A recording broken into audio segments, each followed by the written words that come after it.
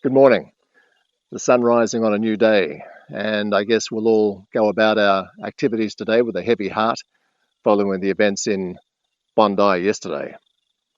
We'll all have our own thoughts about what happened and how we felt. One of mine was that countries change in different ways at different times, and yesterday was such a time for Australia, and we won't know the full extent and impact of that change until somewhere down the road.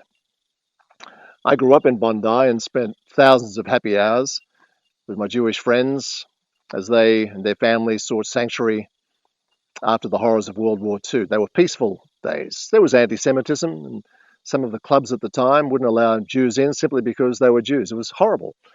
But that has mostly changed, at least so we thought. Some people are saying that they're surprised about these events, and I suppose we're all shocked and surprised and stunned at the horror of it.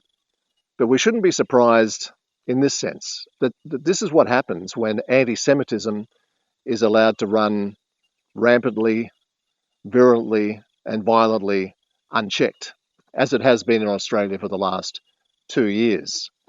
You remember after the Hamas attack on Israel, in some parts of some of the major capital cities in Australia, they celebrated. And then the very next day, on the steps of the Opera House, one of the great icons of the world, they chanted, "Gas the Jews." The police did nothing. The politicians did nothing.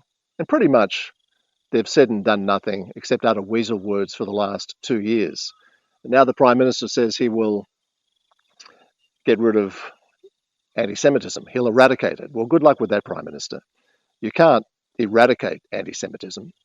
It's been around for 2,000 years. It will always be around, and they're still teaching it in some schools and in some religious institutions.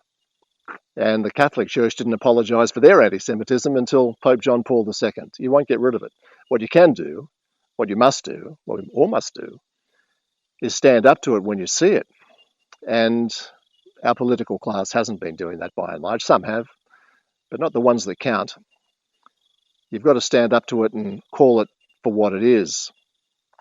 The Prime Minister last night also said that Jews have every right to live peacefully in Australia. Well, of course they have that right, Prime Minister. Of course they do. That goes without saying, as do all Australians. And we must do all we can to make sure that happens. And that hasn't been happening. My stepfather was Jewish, Kurt, wonderful man. And he escaped Vienna in Austria in 1938 as a very young man with his sister after Hitler's Anschluss, the annexation of Austria that preceded World War II. Most of his relatives who couldn't get out went to the camps. So the Jews came to Australia and they embraced Australia and all things Australian. It became important parts of this country. He lived just north of Bondi and would walk on the beach. You could do that in Australia. Just happily walk on the beach. No one would bother you. You could happily have a coffee with your friends, play chess with your friends. That's what you could do at Bondi. Not anymore. Have a good day.